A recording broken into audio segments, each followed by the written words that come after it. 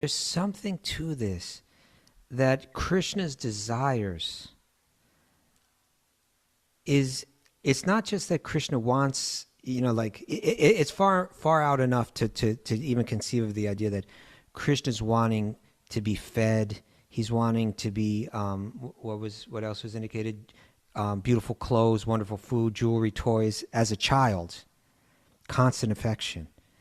But he also, there's something in him that also wants the love in the form of those more regulative aspects of motherly love. In other words, the motherly love that he's feeling wouldn't be complete if his mother wasn't coming and saying, hey, Krishna, now's the time to eat. Come. Right. Or saying, Krishna, now's not the time to eat. He feels love through that. She feels love by offering that kind of motherly care in the form of discipline. And his feeling of being loved by a mother wouldn't be complete without that element. And he submits to it, right? I mean, he might fight a little bit and make it a little difficult sometimes, but ultimately he submits to it. And the challenge in getting him to submit to it is part of her joy. She wouldn't be feeling the full feelings of a mother if she didn't have to struggle sometimes to get her boy under control, or if she wasn't somewhat worried about, is he healthy? Are his limbs healthy? Is everything okay? Did he get some thorn today? Let me check his feet. Let me check. It's like, whatever you think about the Hare Krishnas, you got to admit, even objectively, this is very interesting stuff. This is a beautiful You're theology. trying to control God by hugging him and checking him for bugs or scratches where have you ever heard this before? It's at the very least, we got an interesting philosophy here. A very interesting philosophy, very interesting theology. The philosophical aspect is everybody's centered around the central principle. Right, but he might be a baby. And there's health in that, and there's a health that brings about health, psychological health, societal health, spiritual health. That's, on the philosophical end. And on the theological end, where have we heard such a beautiful description of God? He's not the judge. He's not just the creator. If we just saw God with awe and reverence, we wouldn't be our hearts wouldn't melt. I like our that. Minds, I like that. Right? Yeah. Because all we do is see. The tendency is to see God as this judge, as this like mean cop who's pulled us over. And it's like, where's your registration? Where's your license? And you're just like, ever like drive? Well, you don't drive, but you used to drive. And you just see the lights, and you're just like, oh, anxiety comes over you, and you're just like, do I even know where my insurance is? It's just like almost like that. That's the feeling when you talk about God. It brings up in people like, oh, this like, what have I done wrong? Like God's just waiting to slam down the gavel on and convict me of something. No, different. No, it's not like that. Different understanding. Om Namo Bhagavate Vasudevaya. Om Namo Bhagavate Vasudevaya. Om Namo Bhagavate Vasudevaya.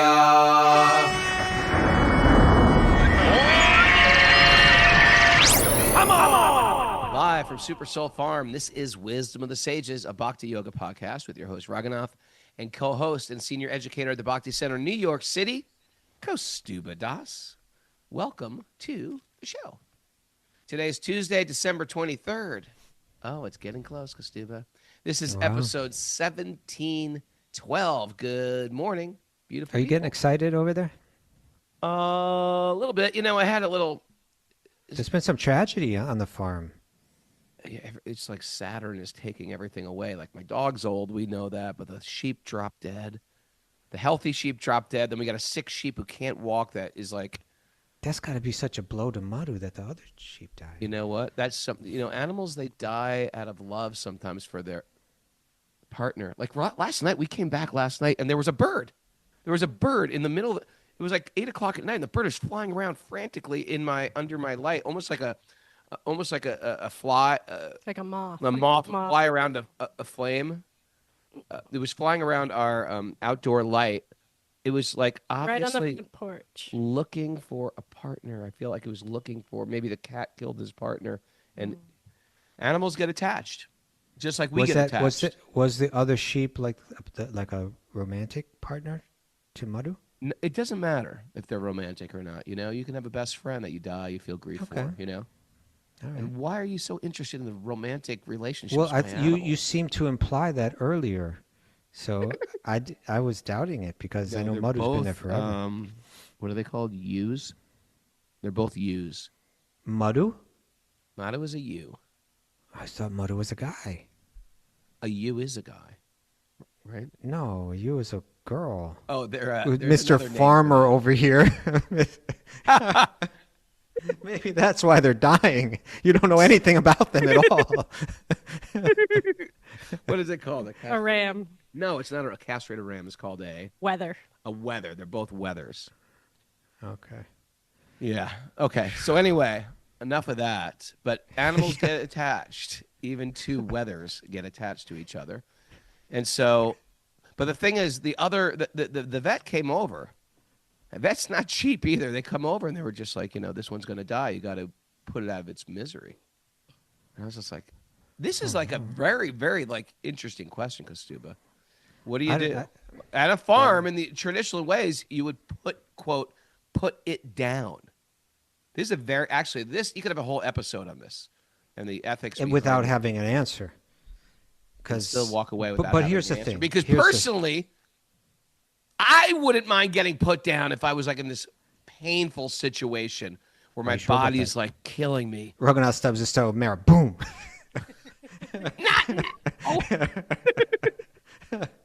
You said your arm hurt. I've got a cold. Why is Mara walking around with that little tiny baseball bat? No, my point is this. You get to this point, and the vet was going, well, you should put this animal down. Well, yeah. It's just going to suffer One question. I suppose the vet has more financially gained by keeping it alive than killing it. But does the vet actually get paid to put it down? Well, no, because you always want to look into they can get paid to ulterior put motive. It down because you're right. It's good to check out doctor's incentive. I trust my vet. I got a good vet. Okay.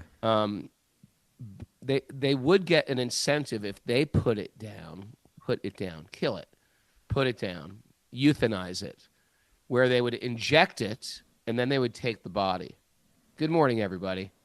But farmers prefer not to do that because once you inject, farmers like to take their animals and bring them out to the woods when they're dead, and that way, the nature reclaims that body. They go into the earth, or different type of vultures, crows. They eat the dead body, coyotes, and so in one sense, you're offering the body back to nature. Once you inject it with the poison, first of all, it's a slower death. Another animal eats it, that animal dies, maybe. Yeah, it's toxic, and you can't put it in the earth anymore. So they're saying you should just shoot it. And I was just like, I got to shoot I can't do this. That's hard to do. Yeah, and so it's a process of a slow death. And the vet was like, it'll never walk again.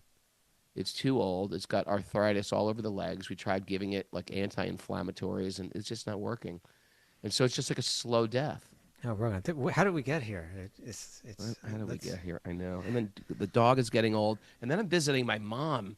I told you, she's just like, Raghunath, no ideas about your mother, okay? Huh? Let's just don't bring up your mother in this context. I won't, but these problems come up when people are suffering from chronic pain. Yeah. And I don't know what to do. Truthfully, I'm torn because in my own life, it's like if I have chronic pain, I'm not going to be chanting Krishna's name. I'm going to be just screaming my head off. You don't know, Raghunath. You don't know. I don't know, but do you have any? What do you think about things? Have you thought about these things? I honestly, we've been asked this question many times, and there we go. There goes the electricity. Maybe that's a sign from God. Put him down. Put him down. Yeah. Put Kaustubha down. I'll say this: that if we take Mahabharata, one impression that you get, if you read the whole thing, one impression I got when I read the whole thing was that Dharma is, it's not always going to give us all the details about exactly how we're meant to act. Right. And even great souls can disagree or be confused about what the right path is in any given circumstance. What we need to make sure is that we have the right principles and that we follow those principles. Two people might follow the same principles to different decisions. In other words, two people might try to act through compassion and have different ideas about how best to apply compassion. Right. As Grandfather Bhishma says, the intricacies of Dharma are very difficult to understand. Very difficult to understand. So honestly, Raghunath, there's part of me that says you don't play God, you let nature let nature play it out. And there's another part of me that's, if someone's really suffering, how can you let him continue like that? So I really don't know, Raghunath. This one is going to be on you. It's between you and God and Madhu. Yeah. Hey, you know what I'm doing? We're just taking care of him every day. And we're playing kirtan in the our battery died. We got to restart the kirtan. But we've been playing kirtan for the sheep. We feel like that's the best thing we do. We offer him prasadam. I spray him with Ganges water. Well, whatever. If he's suffering in this time, in one sense, it's a blip in time. And if you can give Madhu some real something like that, something that's super meaningful spiritually like that, then I think whatever you're doing the How many the best sheep thing. do you know that get sprinkled with Ganges water? I don't know any. Probably don't know any. Madhu. You don't know any. Yeah. Anyway, good morning, everybody. It doesn't matter, What Raghunath. a downer. Raghunath, it doesn't matter that you don't know the gender of these sheep. You're doing them good anyway. It was a gender fluid. It was a whether. It wasn't quite a boy and wasn't quite a girl. Someone might think that you're not fully competent to play the role of a farmer, not knowing that a ewe is a female. It was a eunuch. I say it doesn't matter. That's what a eunuch is, right? It's a castrated male. But that doesn't make it a ewe. It doesn't have a female. No, it's not a ewe. I made reproductive a mistake. system. It was a female. Yeah. I wonder if they got the name eunuch from you. I doubt it. Okay. Okay. All right, let's keep this moving. Let's keep this moving. It's the Chief's birthday. Happy birthday, Chief. Happy birthday, Chief. You got a birthday you want us to celebrate, you write it into wisdomofthesages@gmail.com. You talk about a guy that worked his way into the hearts of all the Wisdom of the Sages community. Chief. It's the Chief. He's a man. Yeah. Here every day live. We should also announce that the registration for the next round of Sage groups is 62% full. It's filling up. Yep, so it just started on Saturday. So if you want to join a Sage group on the next session, register today at wisdomofthesages.com. And starting on Christmas Day, this Thursday, you can sign up for a second Sage group as well if you'd like. A lot of people have been doing that now. Yeah. Double it up on their Sage groups? Double it. Yeah. Double it, everybody. So that's like a Christmas gift right there, Christmas extravaganza kind of thing. Nice. Yeah. And what do you do if you're new to it? Someone asked me today, I'm totally new to Bhakti, but I really like it. I want to join a Sage group. Is there recommended beginners Sage are welcome. groups? We don't try anyone? There has been some talk about like a group for total beginners, but we want to mix in there, So you can join any one of those Sage groups and as a beginner, and that's fine. Okay, They're great. ready for beginners. Last minute announcement. Interested in Mayapur? We're going for a week in Mayapur starting January 26th till February 2nd. Come join us, me, Kaustubha, and Pranapriya. Mayapur is really wonderful. Beautiful place, beautiful darshan, incredible prasad, and beautiful weather. It's like a wonderful place. So if you're already into Bhakti on a Bhakti path, it's our level 2 pilgrimage. Please join us. Not that expensive, but it's only a week. So if you have a problem getting away, this is one for you. We're just going to Mayapur for a week. Any more information on it, reach out to our assistant Tara at raghu.pilgrimage@gmail.com. Harry Bull. Okay. That's all. All right, Mara. Should we dive into the nugget? The nugget time. Do the nugget. This is a long nugget. Yeah, this is a little different. It's a summary of Ron Garen's reflections on the overview effect. And who would Ron Garen be? Writings. Who's Ron Who's Garen? Ron Garen? Ron Garen was a NASA astronaut who spent 178 days aboard the International Space Station and became widely known for articulating the overview effect, a transformative shift in perspective about Earth's unity, fragility, and shared human responsibility. And do you believe that they went to the moon? Let's get to the bottom of this, Kaustubha. Did they or did they not go to the moon? Raghunath, just as I avoided the answer about whether you should euthanize your sheep, I'm going to avoid that one as well. You know, we're allowed to have personal opinions that we don't have to share publicly. That's right. But personally, I feel You have to share. there's no way in hell they went to the moon. I'm sorry, Martine. Me and Martine will go back and forth with this. Sorry, Martine. Okay, let's not make the show. Well, we could get Martine on here and have you two go at it for the. No, we can do it off camera. Let's get into this nugget. Okay. In 2011, after spending 178 days aboard the International Space Station, Yeah, right. astronaut Ron Garen returned to Earth carrying something far heavier than space equipment or mission data. He returned with a transformed understanding of humanity itself. Okay. All right. From 250 miles above the surface, every human conflict suddenly looks small, and every human connection looks unavoidable. Right. Garen began questioning. What does that mean? Every human connection? I think what he means is that you see that it's like nobody's isolated. Even if you live up on a mountain, you're still part of a community. It's like if someone's, polluting the ozone or, destroying the ozone, on the other side of the earth, you're being affected by it. So there's every human connection looks unavoidable. We're all connected, whether we recognize it, feel it, or not. But Sure. when he's way up on that space station, it became clear that all became clear to him from that perspective. Okay. Garen began questioning humanity's priorities. On Earth, economic growth is often treated as the ultimate goal. Right? Yeah. From space, the hierarchy collapses. Interesting, huh? The hierarchy collapses.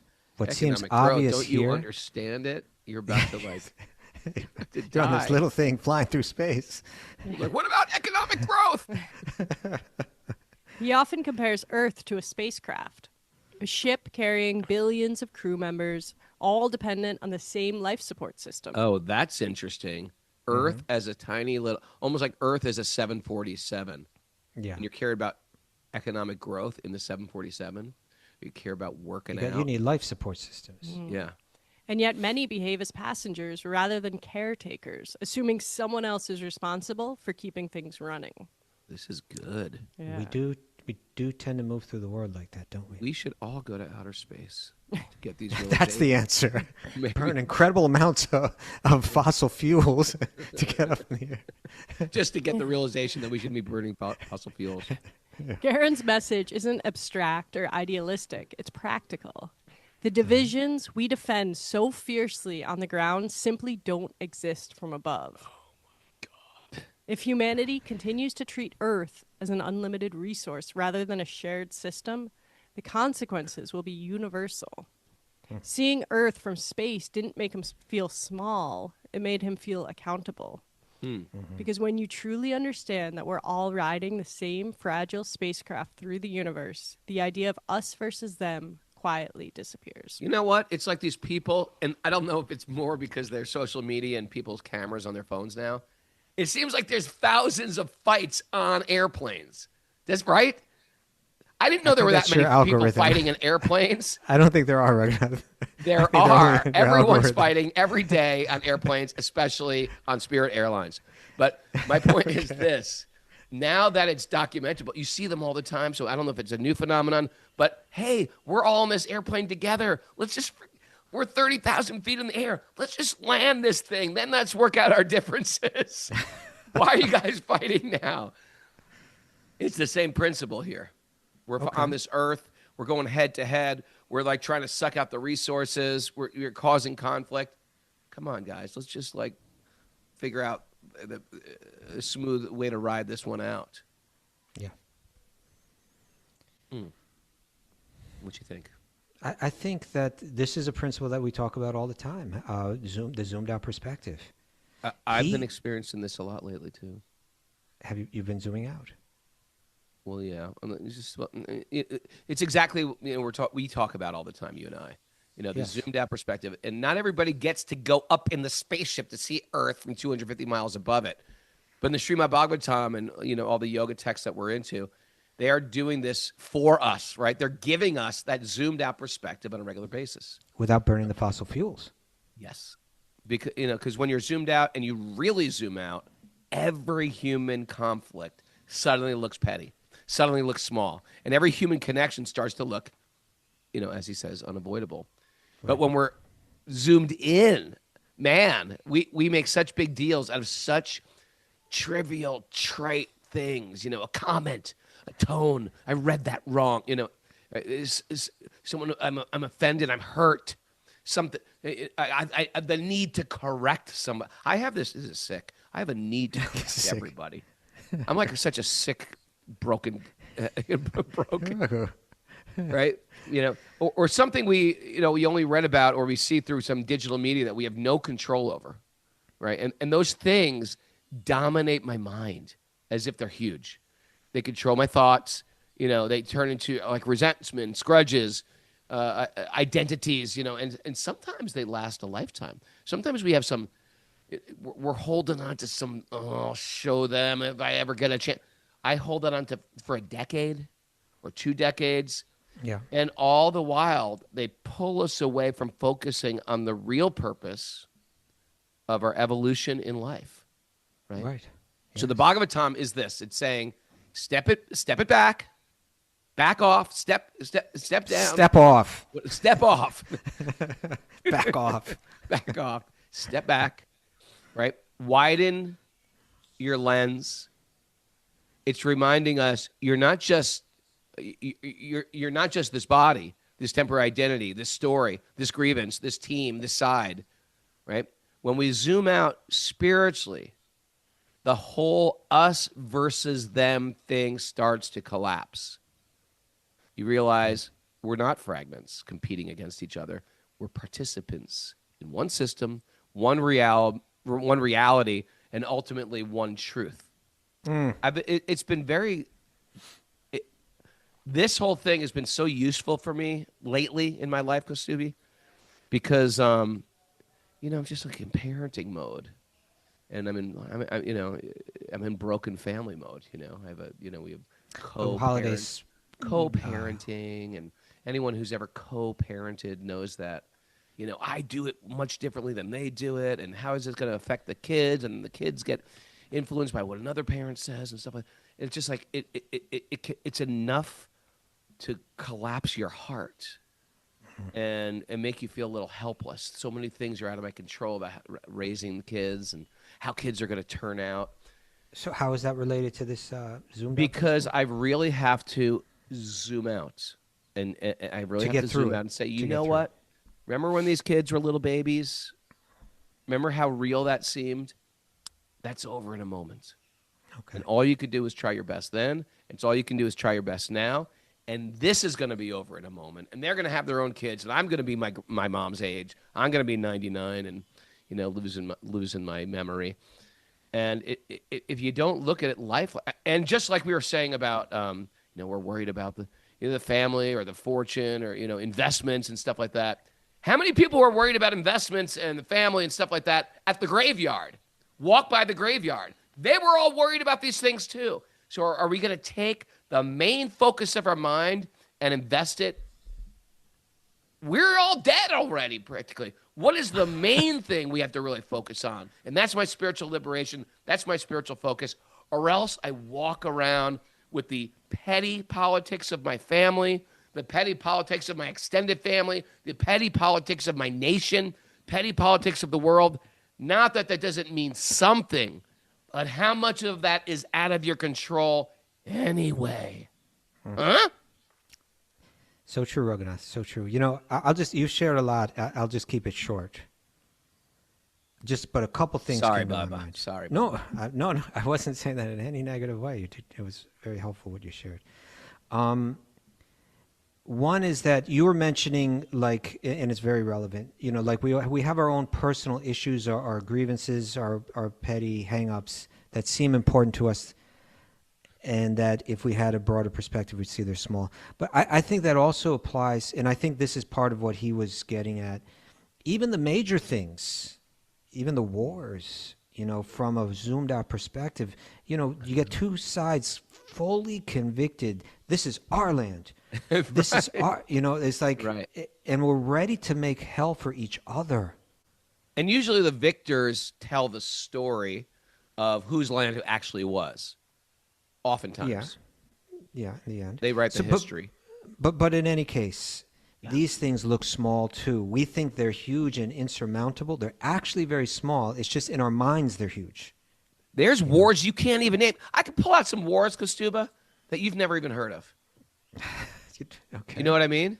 People that are fully invested in risking their life for this war, and we can't even we don't even remember them, even on our own soil. They're tiny in the end, even though they cause so much suffering. Ultimately, they're tiny. The other thing I was thinking of, and I had this feeling when we were talking about Tatiastan yesterday. This kind of like holy place where these sadhus have kind of like taken it over, and they're kind of maintaining it like it was centuries ago. And they all get together in the evening as the sun's going down. Mm-hmm. They sit on the ground and they sing beautiful songs in front of their little Radha Krishna temple, right? Yeah. Under the ancient trees, deep in the pure, soft sands of Vṛndāvana. Mm.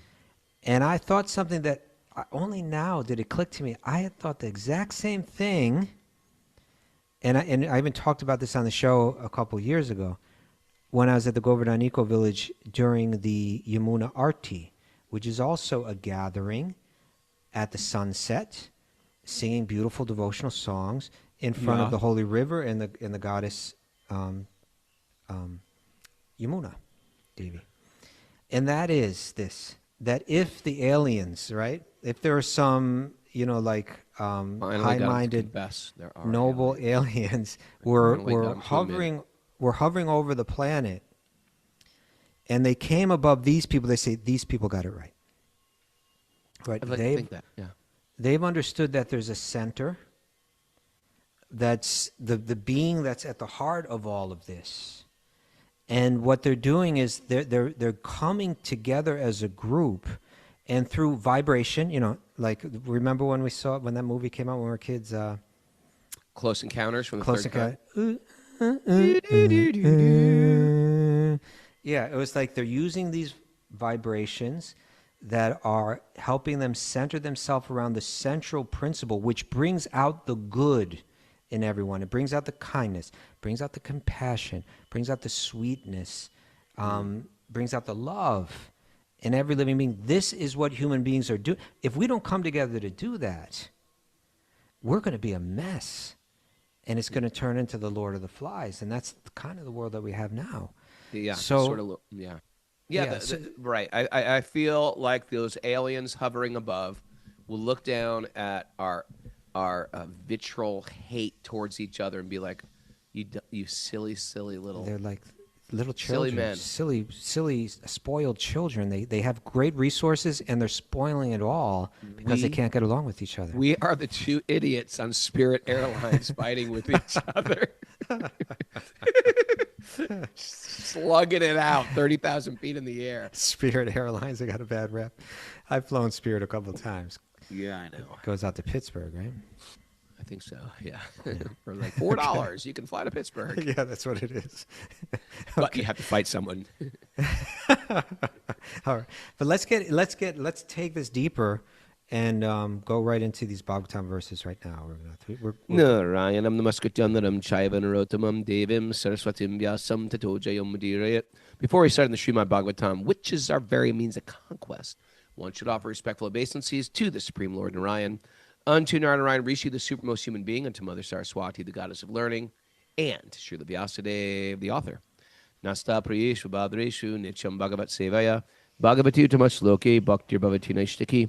By regular attendance in class from the Bhagavatam, and and by rendering service to the pure devotees. All that is troublesome to the heart will become eradicated, and loving service to the Supreme Lord, who is praised with transcendental songs, will be established as an irrevocable fact. Om Jnana Timirandasya Jnananjana Shalakaya Chakshurun Midatam Nena Tasmai Shri Gurave Namaha. I was born in the darkness of ignorance. My teachers are opening my eyes. With the torchlight of knowledge, I offer my obeisances at their lotus feet. Reading from the Śrīmad Bhāgavatam, Canto 10, Chapter 15, Text 42. Can I say something before we start, Robin?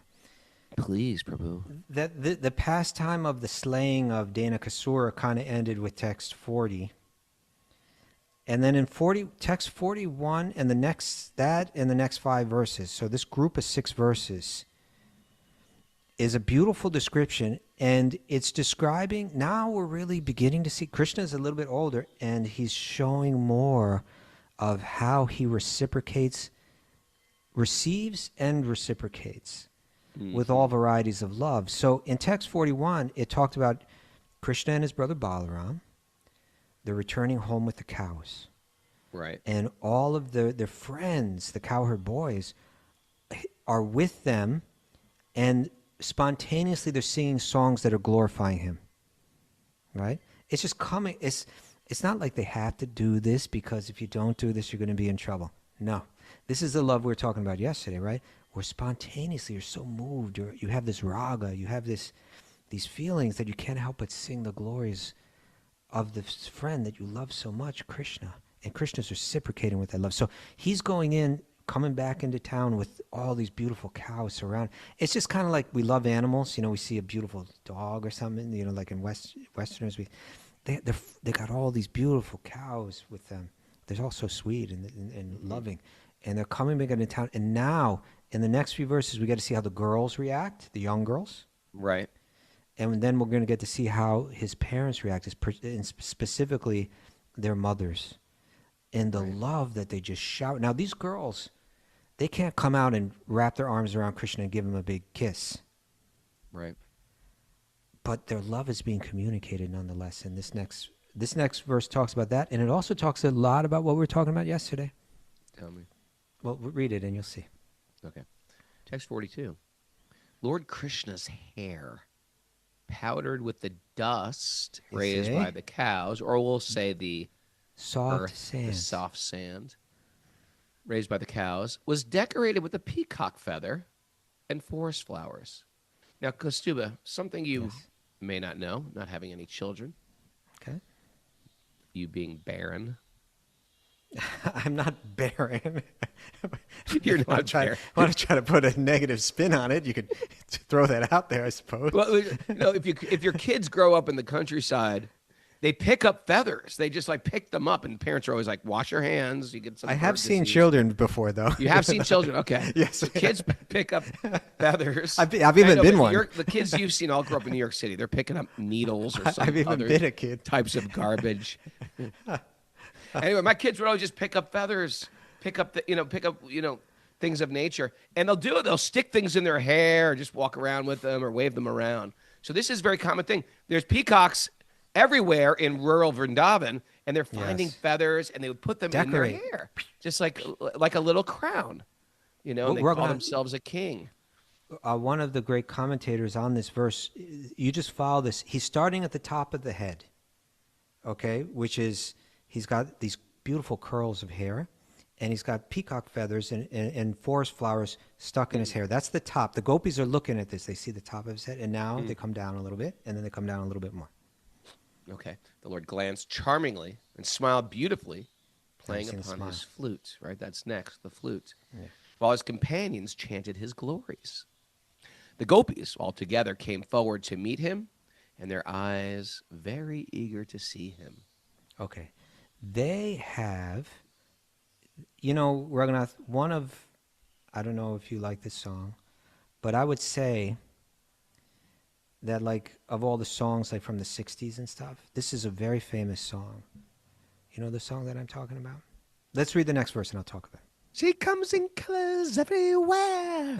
I wasn't thinking of that, but I'm surprised you even know that one. She's like a rainbow. That one? I'm very surprised you know that. Read the next verse and then we'll talk about it. Okay. With their bee-like eyes. She's got eyes like a bee, a bumblebee. That is not a song. The women of Vṛndāvana drank the honey of the beautiful face of Lord Mukunda, and thus they gave up distress they had felt during the day because of separation from him.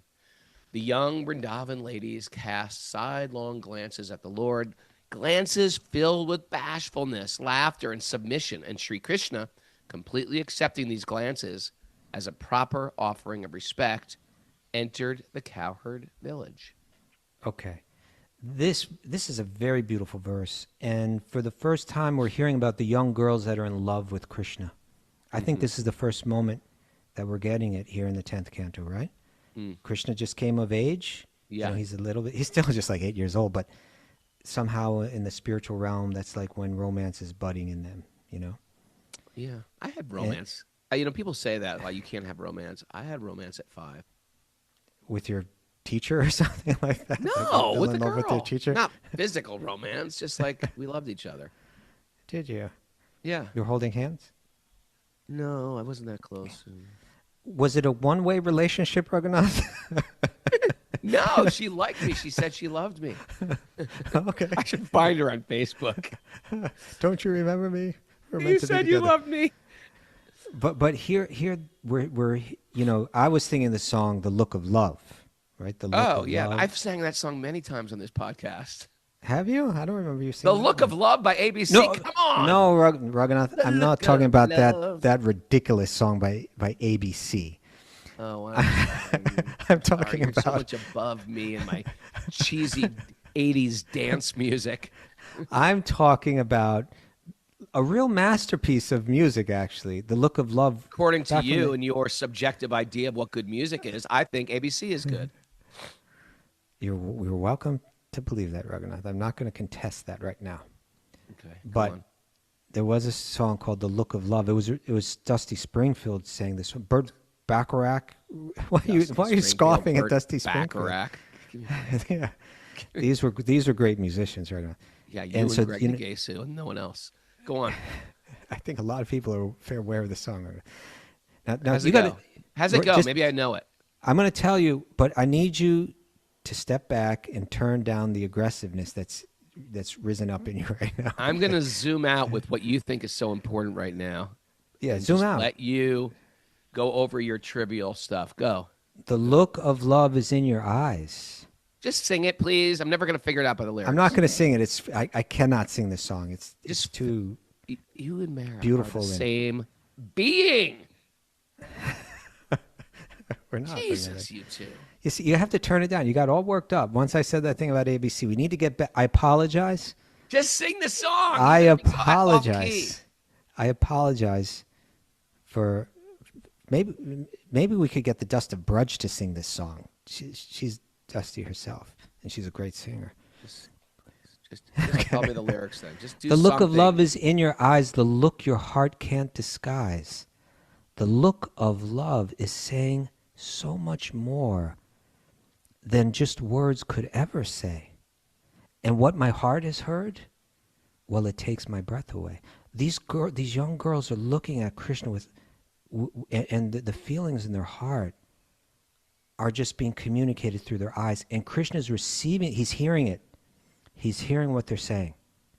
Because it said here, right? Krishna, the young Vrindavan ladies cast sidelong glances at the Lord. They're not even looking at him directly, because even that might not be, the parents might be like, why are they staring at Krishna like that? So the girls are looking a little from the side. But the glance, here, listen to what it said. Their glances were filled with bashfulness, laughter, and submission, right? They're shy. I imagine you and this girl that you had this romance with, that there was some shyness involved. She was maybe a little shy. I was more shy. You were shy, okay. There's laughter. There's this joy that's bring about love and submission. Through their eyes are saying, Krishna, we are yours. We belong to you. That's all. That feeling right there, coming in this romantic way, is really just the feeling that we all need to fan that spark in our heart. Dear Lord Krishna, I belong to you. and they're communicating it with their eyes. And it says that the Sanskrit for this is sat kritim, offering respects, samadigdamya. Krishna's fully accepting their offering respects. And when I hear this, to me, it sounds like what it's saying is he's accepting these glances as a proper offering. It's being contrasted with the Vedic offerings, right? Like sure. We read the Vedic offerings and the right mantras are being chanted with the proper intonations, and very pure ghee is being offered into the fire, or other things are being offered. What these girls, they don't have any fancy mantras with proper intonation. They don't have gold to offer, wealth to offer. They probably can get their hands on some ghee, but they're not offering that either. But what they're offering is that raga, is that love that's in their heart, and they're offering it just through their eyes, and Krishna feels it. He feels their bashfulness, he feels their laughter, and he feels their submission. All of that is being communicated through the look of the love that's in their eyes. Here again, pretty much any mundane love song, you could replace it with Krishna. You know what I mean? You can, but especially these ones that are written with such beautiful subtlety in the lyrics. How about, I'm not saying ABC. Isn't he lovely? When he's a little baby Krishna. Yeah, less that than one, 1 minute old. That's the parental love in that song. That's the parental love one. That's Sweet Baby Krishna. That's Sweet Baby Krishna. Yeah. Okay. Oh, Raghunath, these lyrics, they're too intimate to even read, but they, in a sense, they almost read like a lost in some what? musical romance of your past. Let's get over and read the Bhagavatam. What do you say? Weren't you just a second ago just saying how great it is that you could take any of these songs? Wasn't that just like less than a minute ago? Okay. Text 44. Mother Yashoda and Mother Rohini, acting most affectionately towards their two sons, offered all the best things to them in response to their every desire and at the various appropriate times. Okay, Kaustubha, here's one for you. What? How do these co-wives get along so well? They both share the same love. This goes back to what we were discussing earlier, right? They're centered around the same thing. Yeah. I guess some did. Why not? Mara, how would you do Well, honestly, Raghunath, I am not interested. I'm just curious. Like, it just seems like human nature. I'm not interested. I'm just curious. I'm not interested. I'm curious. Well, how could you deal with a co-wife? Wouldn't that just innately spark type of jealousy? Because we talk about, like, not just Indian culture, a lot of culture, there was two wives, because I think marriage depended on just sort of survival. So if there was a guy who's out there like slaying dragons and they had wealth, then they can give protection to the vulnerable. It's not necessity now, like maybe it was back then, but doesn't it seem like it would be a natural cause for envy and jealousy? Perhaps. I'm a little concerned that you're bringing this up because you did just send me a meme of Larry David talking about multiple wives. Where is your... I forgot you're very interested in this. I forgot about that. I'm not interested. I'm not interested. Last 24 hours, you sent me a little clip. I'm not interested. I'm not interested. After my divorce, I became a misogynist, and I would still be a misogynist, but you're the only woman that can tolerate me. Okay. Now let's read this commentary. Let's purify this. Okay. Commentary for 44? Yes. 45? 44. Okay. I'm not looking around. The word paramasisha indicates the attractive blessings of a loving mother, which include wonderful food, beautiful clothes, jewelry, toys, and constant affection. The words yata kamam, yata kalam indicate that although Yashoda and Rohini satisfied all the desires of their sons, Krishna and Balaram, they also properly regulated the boys' activities. Okay. In other words, they prepared wonderful food for their children, but they saw to it that the boys ate at the proper time. Okay. Similarly, their children would play at the proper time and sleep at the proper time. Okay, they run a strict household here. One word, yata kaman, does not indicate that the mothers indiscriminately allowed the boys to do whatever. They liked, but in the proper civilized way, they showered their blessings upon their children. Srila Sanatana Goswami comments that the mothers loved their sons so much that as they embraced them, they would carefully check all the limbs to see if they were healthy and strong. So sweet, right? That's huh? a good mother. They're hugging their kid, but they're also saying, "What's this scratch on your head here? What's the you have something in your hair?" And there's something to this, that Krishna's desires it's not just that Krishna wants, it's far out enough to even conceive of the idea that Krishna's wanting to be fed. He's wanting to be what else was indicated? Beautiful clothes, wonderful food, jewelry, toys as a child, constant affection. But he also, there's something in him that also wants the love in the form of those more regulative aspects of motherly love. In other words, the motherly love that he's feeling wouldn't be complete if his mother wasn't coming saying, "Hey, Krishna, now's the time to eat. Come." Right. Or saying, "Krishna, now's not the time to eat." He feels love through that. She feels love by offering that kind of motherly care in the form of discipline. And his feeling of being loved by a mother wouldn't be complete without that element. And he submits to it, right?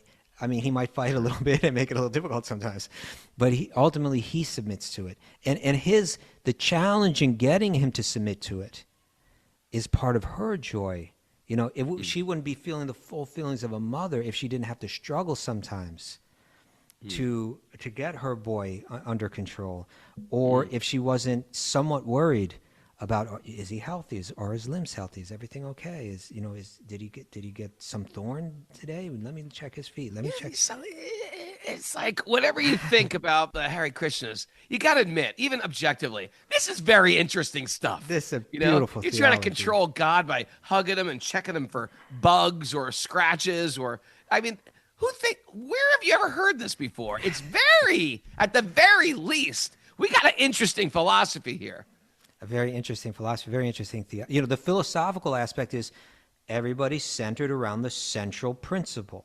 Right, but he might be a baby. And there's health, and there's a health that brings about health, psychological health, societal health, sure, spiritual health. That's on the philosophical end, and on the theological end, where have we heard such a beautiful description of God? He's not the judge. He's not just the creator. Sure. If we just saw God with awe and reverence, we wouldn't be so. Our hearts wouldn't melt. I like our that. Minds, I like that. Right? Yeah. Because all we minds do is wouldn't be see. blown. The tendency is to see God as this judge, as this like mean cop who's pulled us over and is like, "Where's your registration? Where's your license?" And you're just like, ever like drive? Well, you don't drive, but you used to drive, and you just see the lights, and you're just like, oh, anxiety comes over you, and you're just like, do I even know where my insurance is? It's just like almost like that. That's the feeling when you talk about God. It brings up in people like, oh, this like, what have I done wrong? Like God's just waiting to slam down the gavel on and convict me of something. No, different. No, it's not like that. Different understanding. Okay, we've got 2 more verses to read today, Raghunath. That'll wrap up. 2 more verses? We're Okay. hearing just 45, right? Yeah, these verses are just illustrating how Krishna attracts the hearts in all varieties: the boys, the girls, the mothers, everybody. Being bathed and massaged. Who talks about God like this? Being bathed. I'm going to bathe God. I'm going to massage God. The 2 young lords were relieved of the weariness caused by walking on the country roads, right? Walking barefoot on those roads. Sometimes there's stones on those roads. Pebbles hurt your lotus They're feet. they're worried about that. Even though it's very soft sand, the mothers are worried. Oh, And that worry for Krishna's feet, that's a type of love. and right? and People when say, how do you Krishna love feels God? them You worried worry about the it, feet. and when Krishna feels his mother saying, "Let me see your foot, Krishna. Let me see," they're feeling that love. Yeah, it's a thing. Just like when a child comes in, he says, "Do I have something here in my hair? Do I have a tick on me? Do I?" Let me check that. The parents are looking. That the child feels contained, right? Yeah. If I feel like somebody bigger cares about, I got a cut. Is this a bad cut or not so bad? They feel contained. They feel love. It's a nice type of affection. When they were dressed in attractive robes. Okay, here's the argument for wearing dhotis. Okay. Well, tell me where we are. What's the translation for wearing? Oh, then they were dressed attractive robes. Let's take a look. Let's take a look. Bathing, massage. It says, Vashitva. Abditi and so Niveen in undergarments. Okay, so maybe someone could argue they weren't dhotis. Being dressed, Ruchiram, charming. Charming undergarments. Maybe the PJs. Yeah, it could be PJs. I don't think everybody wore robes back then. I think jeans are the new. Jeans are relatively new, probably. Trousers. Anyway, then they were dressed in attractive undergarments, robes perhaps, and decorated with transcendental garlands and fragrances. So nice. Oh, right. Raghunath, the other day, where what temple were we at? It's slipping my mind now. But someone got a hold of like some oil, like on a little piece of cotton. Yeah, sometimes he offers this scent to the deity, some type of oil, and they give you rubbed it on our give hand. You the cotton, they rub it on your hand, and what happened? The fragrance was just, it was just of another world. It's because it was probably some high-end oil and not some budget chemical one that it was so good. People buy. You just don't smell smells like this in the normal everyday life. I was like, whoa, man. In one sense, we are the biggest sense enjoyers. Yeah. You know what I mean? Like, your life in Vṛndāvana, you're always smelling like roses and flowers, and Yes. How many people get flower garlands on a regular basis? And when you do, when you live in Hawaii, every now and then you get a flower garland. That's about it. We're doing flower garlands like on the regular. When you do your daily seva in your little temple, those fragrances. I'm offering flowers to my deities. On the regular, I'm smelling flowers. And fragrant oils. And fragrant oils. And fresh food. Sandalwood pulp. Fresh food. A lot of people don't even eat fresh food. Yeah. Okay. An interesting point to all this is yes, the soul is meant to enjoy. We've just been enjoying wrong. We're actually enjoyers. Huh? We're actually meant to enjoy this world. Okay. Right? The soul is meant to be enjoyed, but we enjoy it through service. We serve Krishna, and then I smell those flowers. Right? Yes. That famous story I tell. I was bringing all these. We were on pilgrimage, and I had all the students buy beautiful garlands. I think it was our first time at the temple, and we went to Gopeshwar Mahadev, and they have the flower salesman outside, and so I said, okay, everybody buy a flower garland, and so it's like when you buy a flower garland, it's like you're buying a gift for the deity. Yes. You're going to see, you go to someone's house, you bring a gift. So I'm leading everybody, and everyone's got these beautiful flower garlands. They've never seen anything like it. It's a bunch of people from Long Island, Los Angeles. I can't remember the group I had. And I turn around and look at them. They're all wearing the flower garland. I was like, oh, no. It's not your flower garland. It's for the deity. But we just have this concept of like, of course I'll buy a flower garland. Flower garlands look beautiful. But the idea is we're offering that flower garland. And as you offer it, the pujari or the priest, he gives you another one back that's prashad. And then you're wearing this very beautiful one very out. Special now. Yeah. So we do enjoy, but the enjoyment is through rendering service. Yes. Okay, one last verse. Text 46. Raghunath. We're at 8:03. It's 8:03 this morning, Kaustubha. We're going to read one more verse, okay? Okay, yes. After dining sumptuously on the delicious food given them by their mothers and being pampered in various ways, the two brothers lay down upon their excellent beds and happily went to sleep in the village of Braj. Oh. There's nothing like going to sleep in the village of Braj. Oh, there's one more verse? No, that's it for tonight.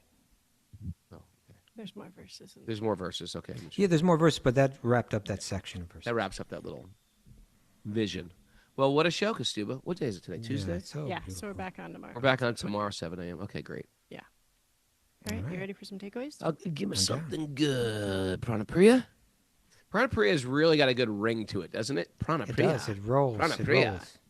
You know? What's that called? Onomatopoeia? No. It's called something different. It's called, what's it called? Alliteration? Peter Piper picked a peck of pick. Alliteration. Is that alliteration? An alliteration. The private school girl. Got it right. Alliteration. All right, ready for some takeaways? Yes. Yep. Yes, I am. We're all on this airplane together. So don't fight.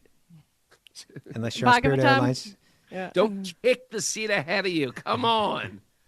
Who does that? Śrīmad Bhāgavatam gives us a zoomed out perspective without burning fossil fuels. That's right. It's clean. Yeah, without traveling 250 miles. Fossil fuels. Step off and widen the lens. Step off. Step off, Kaustubha. Us versus them collapses when we zoom out. That's right. Okay, alrighty. Keep the focus on spiritual evolution, not petty politics. That's right. Raghunath and Kaustubha have ruined my material life. Raghunath and Kaustubha have ruined my material life. That's a good one. Yeah. Don't be the silly, spoiled children fighting on Spirit Airlines. Okay, alrighty. Yeah. If we just saw God with awe and reverence, our hearts wouldn't melt. That's right. They might melt. If No, God they was wouldn't. Judge Judy. They wouldn't. Well, they wouldn't melt the same. You don't think people in Vaikuntha's hearts are melting? Come on. Not in the same way. Well, you're right. Okay, that's different then. That's different, Kaustubha. That's what I'm talking about. Okay. Fan the spark of love for Krishna. Fan it. Fan it. Fan it. Fanny. How do you love God? Worry about their feet? How do you love God? Well, I'm very concerned about the Lord's feet today. Who says things like this? We're meant the to way, enjoy. Mara. We're meant to enjoy. We've just been doing it wrong. I like that one. Yeah. I like that one. And And Krishna accepts the look of love. Mara, I the got look the music of today. love. Hold it, hold Thank on. you, everybody, for joining us on this very, very beautiful Tuesday. Happy birthday to the Yeah. Chief, one of our regular listeners. Oh, got it. Now, see what's going to happen. This is going to get flagged for copyright infringement, Kaustubha. Stop it right now. At least a little bit. Do that. You can't play copyrighted material. You can play a little bit. You hear what I'm saying? Oh, Raghunath, you're The not whole opening episode's up. going to get flagged now. Raghunath, you're not opening it up. You know, you're really flagging it now. All right, go ahead, Mara. Play the other. No, they've got like electronic listeners. There's Raghunath's I paranoia. don't even know this song. You know what? I've missed out on a big part of material life, and I'm okay. You know why? Because I'm so zoomed out, Kaustubha, that all I see it is. It's all temporary. I mean, there's songs they were singing like the Yankees were singing, or the Puritans were singing. None of us remember those. Zoom out away from this song, Kaustubha. Why should I if it's making me think of Radha and Krishna? Well, how about just think of Radha and Krishna? But it's not. You're relishing. Why was some it so old- great when you're you were doing relishing it? some old incarnation of yourself that no longer exists. Why is it so great when Because you do it? probably put this music What is your issue? to some Raghunath? other mundane thing. I'm trying to help you. I'm trying to help you out of the material hole that you dug.